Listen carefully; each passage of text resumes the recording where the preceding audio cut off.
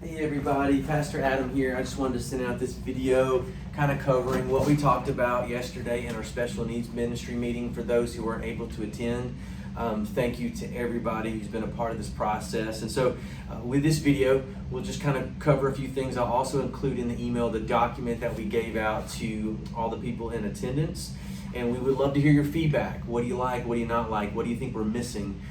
So we'll start with just our ministry goal, and that is to work with parents to develop an individualized Sunday experience in ISE for children with special needs using the buddy system while striving to be as inclusive as possible. So breaking that down quickly, we are going to start with reaching out to the parents and learning from them about their child's likes, dislikes, how can we help them enjoy their Sunday morning experience. So we're going to start with the parents, hear from them about what they want, what they don't want for their children. We will be upfront and honest from the get-go about what we can do and what we can't do as a ministry, dependent on the amount of volunteers that we have and resources. And so, but we want to start the partnership by hearing from the parents. And then, so work with parents to develop an individualized Sunday experience, an ISE is what we're calling it. And basically what we're saying is we're not going to have a cookie cutter method for our kids. That each kid is different and they need different things from us. And so we want it to be individualized. And the heart and soul of our special needs ministry is going to be using the buddy system. And we'll talk more about that later. But finding that right volunteer to partner to focus on that one child is the key to success for this. And the goal is to be as inclusive as possible. So we're not talking about starting a special needs ministry that would be separated from our preschool and K through 5th ministries. We're talking about trying to make it to where they are a part of what's going on as much as they can handle, what they want, what the parents want. And so, so that breaks down our ministry goal. So some of the volunteer roles that will be needed for this is, first of all, a special needs director, an NSD. So this is a volunteer staff role, and SND, helps train, schedule, and communicate with his or her volunteers and parents. So this is a big job, and it's super important. This is kind of that driving force of making sure the special needs ministry operates effectively. Of course, the special needs director will have the support and guidance from myself and from Miss Dina. We'll be there to help along the way as needed. So that's a very important role that we need to fill. Then you have the buddy systems, or buddy volunteers. These are well-trained volunteers who get to focus on a child with special needs to make sure their iKid has the best Sunday possible. Buddies must be able to interact well with both their assigned child as well as with the child's parents, and they must be at least 14 years of age to be a part of the buddy system. And so in certain situations, you might have one buddy with one child. You might have two buddies with one child. And so it will depend on that child's ISE, that child's individualized Sunday experience.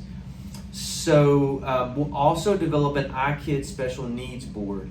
And this is a group of professionals in the field who can help the NSD, the Special Needs Director, the lead children's pastor, and preschool director develop the child's individualized Sunday experience.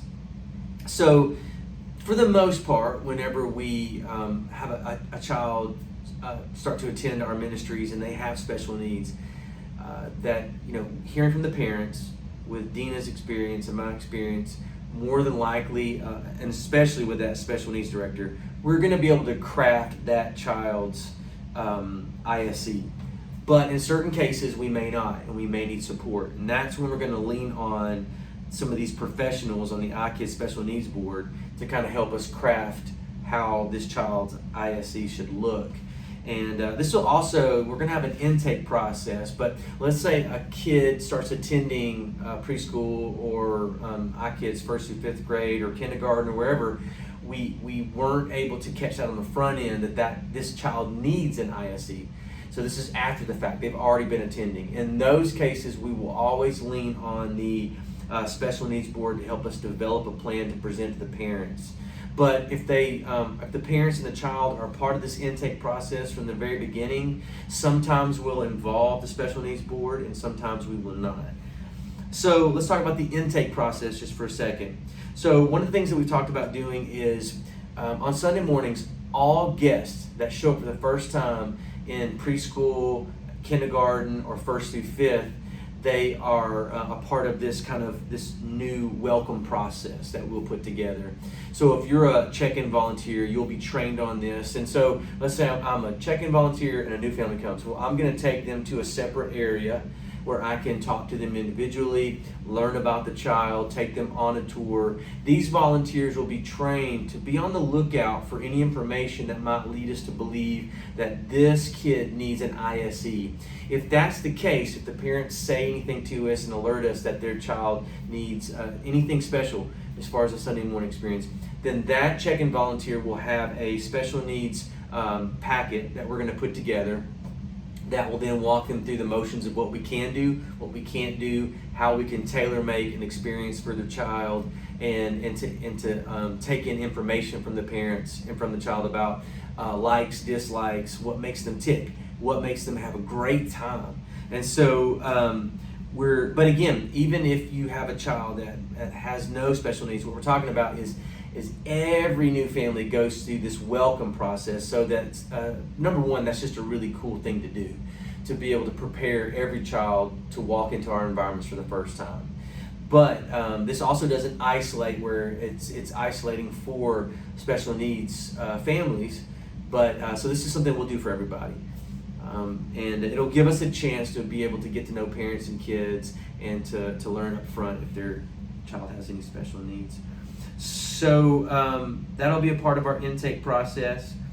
We're also going to develop sensory rooms. We're going to have one in the first through fifth grade environment. Miss Dina's going to put one together for the preschool environment. And so our plan is to develop sensory rooms in both the preschool and first through fifth environments to be used only when needed based on a child's ISE. So these rooms, it might be that the music's too loud, the lights are too crazy in first through fifth, so they need to go into the sensory room during worship. But let's say they like worship music. We learned that through what the parents have told us, what we know about the child, and so again, this is individualized. So what we might have is a TV in the sensory room where they can watch worship going on, but it's not as loud and the lights aren't as crazy, and they can partake in it that way.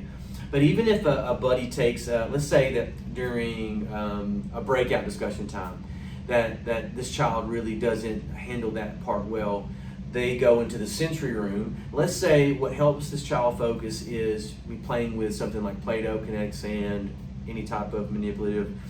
That buddy will be trained to know there's discussion points of what to talk about while that kid is playing with whatever, and that may be the thing that works for them. But so the sensory room is not going to be a place where we just go and play.